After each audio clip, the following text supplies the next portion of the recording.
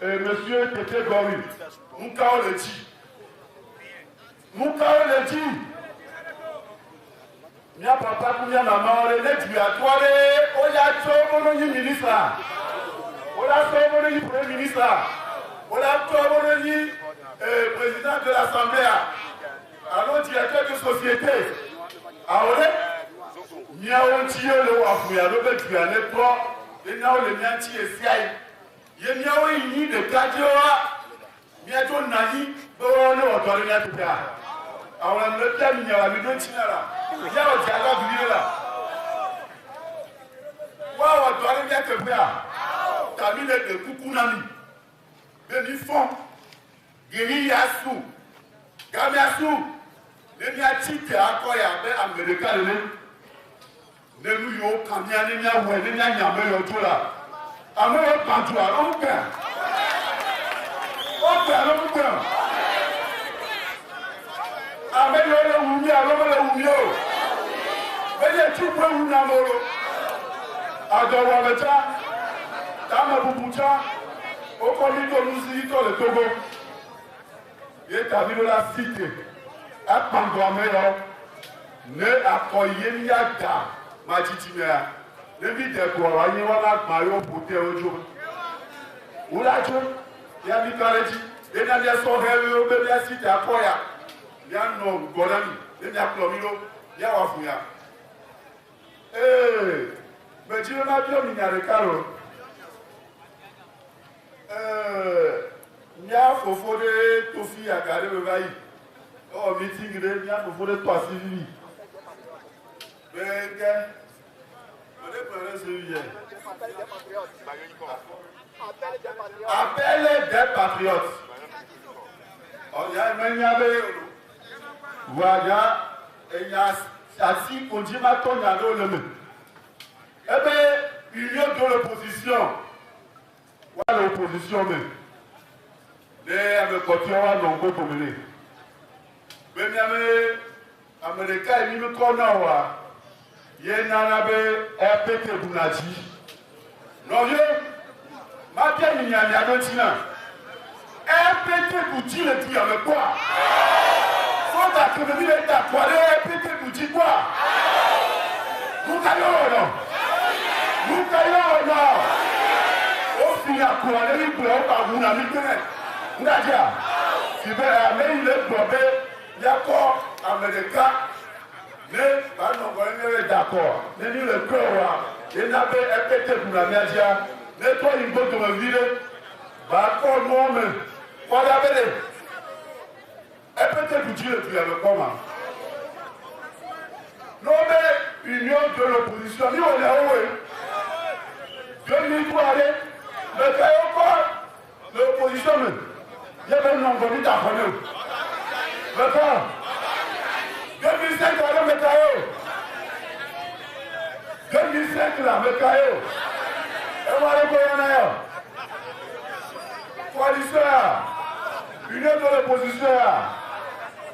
Elle est connue comme l'opposition. Et union de l'opposition, elle est au là. Ni le hasard de Sodome, ANC le hasard de Sodome. Ah, au Badjire, elle est Kabaourou. Elle est allée mourir avec Frakaro. Frakaro est en opposition, maman de l'air. Que nous tous les Frakaro, elle est, nous les testes, mais il y a le corridor. Le corridor, et Kayo Badjire, ni les Yoniens, ni pour toi, on va faire les Yanti, les Yawapouya. Nous, nous les tiens, la souviens là.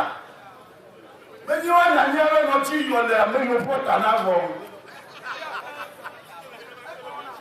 Oui, on a le tueur, mais on a son lien là, on est le livre Jean-Pierre et quand il y a peu de temps, amené le bloc, Jean-Pierre Fabre, le leader de l'opposition. Au Colombe, il est sorti, il est populaire, écoute, il est dans la législative, il y a mis d'avant y aller. Amen, il est seul, c'est Léa, il y a quoi? Amen, il est parti, il a quoi? Et il est d'accord, voilà. Mais, son comment c'est vous, voilà, le cahier d'hôpitaux, le système.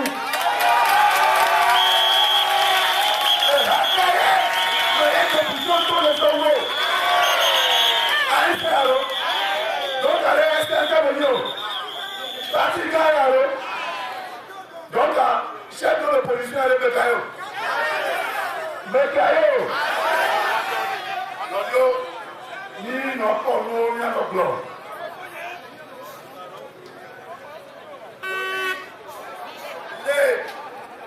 Et chef de l'opposition, Mécaillot. One time, et on a mis député de l'Assemblée à voir. One time, on s'est dit, on le dit là quoi, mais le code dans le film avait dit chef de l'opposition. Yo, d'accord, c'est bon l'Assemblée, on vote sur l'Assemblée. Pourquoi il faut d'arrêt? Venez, les niveaux d'accord, il y a la législative, les niveaux d'avant, ils vont parler. On va encore. Wàá yàtọ̀ ó wà dàrí àtìgbẹ́rẹ̀ wà méjì náà wà ló kèmí dàpọ̀ àpò àtọ́tsá yémẹ́ àmẹ́gá lẹ́tẹ̀ yìí chef de l'opposition on yóò voté statut de l'opposition l'assemblée à mi dàpọ̀ wẹ̀ àmẹ́ yìí chef àlẹ́ wẹ̀ mi a de kuku ne fort nyasingbe beneme le dzi nyalɔ wa nkeke yiwo la va mea le conseil des ministres va prendre décret de que ye va mettre en exécution article pour voter l'assemblée et nous allons comme le monde et nous viendrons les bleus c'est un bleu carré et nous avons la somme sur la régie au roi et nous avons la forêt. Nous avons le conseil des ministres alors mercredi quoi va prendre décret que ye attention hein oh quoi ne suis pas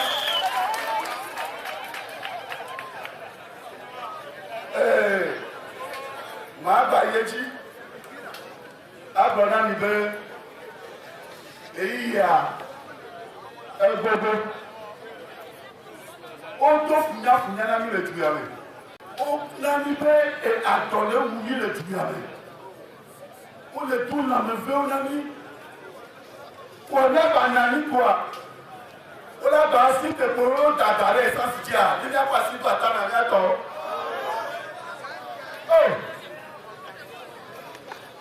Lọ́míọ́ ìbílá kò dàrẹ́ ní ní apẹ́tọ́ gbé yọmí kùà lọ́wọ́ lọ́yọ́ rẹ̀ à ní ní àwẹ̀. Ẹ dàbí wọ́n bẹ mínísítì funfun lé báyìí ìrìnàjò létí lẹ́gbọ̀n kò bí mẹ́yìn àlọ́ pé ẹ̀gà kẹyẹ ló dàrẹ́ ẹ̀sán sàdíà ẹ̀ nàbẹ́ míà nọ̀yọ́ yàtọ̀ kó lè ewu gángan mẹ́lẹ̀ wá sí o wa. Wawe egadadare esansi adile dɔn yàtọ̀ ministre lábẹ́ ìdájọ́ abọ̀dé lẹ́fẹ̀ náà pé àmì wo sí fún gágágágá ọ̀lẹ́ à wawe ya n'o dagare esansi adi abẹ́ yàtọ̀ ìsìtè ní wọ̀tọ̀ ya ní ẹnu ọtí bá kọ̀ ní wọ́n á fún tuntun lè àsìkè ẹni ní wọ́n dà sí àsìkè ẹni àsìkè tọ́. Nous sommes derrière, ni les deux ce soir, et nous avons mis la soupe là. Et le révélé, ni même la vie a été appelée, ni à la potichon, ni à Chico, à haut. Et quand les timitons, et à l'itoji, le père côté a dit, ni là non, le fossé à comme, faut gober, ni à peu tôt, tu as un beau avec calendrier. Hier, on a dit ça, le toboni mantatati, vom yao, il faut faire le nommé pour Nigo la jababa il pense à comme un fort. Il y a des cadres, il y a nos ressources d'arrêt. Les. Il y a peu de temps là pour une routine. Il y a un peu secrétaire national aux affaires politiques, les gars.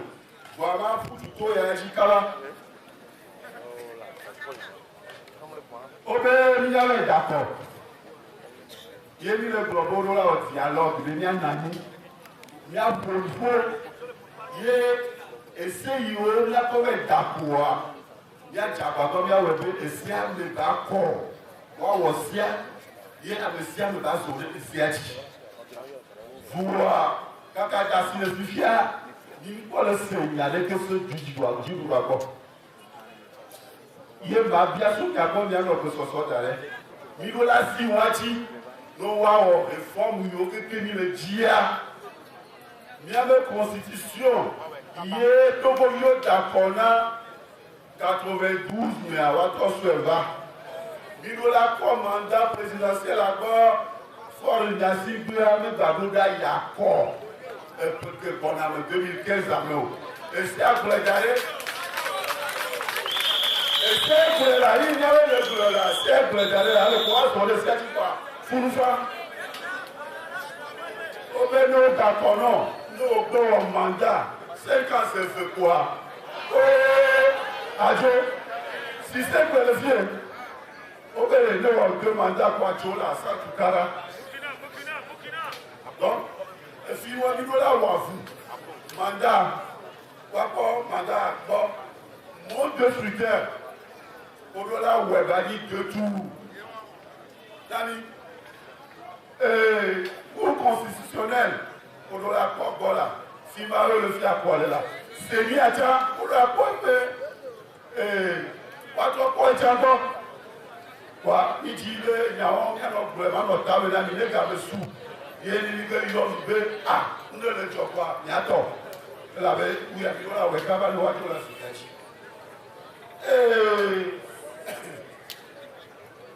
Mia fofo yo ni chichao be nyao o na zizi na be nyao ini evito evino ye na me viole isuku il est doya quand le précaire nao il est doya quand le isuku fe nao et ye chicho la cité be où n'est pas une condition de travail. Il y a une vie de vie noire. Il y a une capacité à ta mère. Alors, il y a une alors, il y a la première violence là. Mais, si tu as été fier, les violences avec les que générer. Les filles, pour le rôle de au début, le roi me sent. Mais si ça va, on me dit que le nord est roi. Il y a un peu de il y a un global. Elle avait, on le tout fait, on met des conditions de l'eau. Et toi, on mouille, il y a ça, toi, tu as un point à l'eau. Pas bien, l'eau. Si tu as un tombé, il y a non, les prix à mettre au gouvernement. Les ouapos, je me dis, il y a ça, il y a notre société. Le que vous l'avez dit, il y a pas de point. Donc il tombe, il y a. Waouh, les gens tombent là. Et puis il trouve un temps, il y a quoi là? Donc on nous met le voici. Il y a toi, il y a que le voici, nous y a rien, machine y a rien. D'accord, ton ami, il y a un avocat, il va se voir voici. Que la façon de moi, le bateau va, il y a son rien au bord. On a mis à Asvito, on a mis le 5 février, où il y a le commandant Olivier Amapoko, on va coup d'appel. Donc on le piace, on y a de l'auteur de Sia et Bobé, l'Isoma, il y a nos Yoichi, il y a que voilà nos rouleaux. Après la nuit.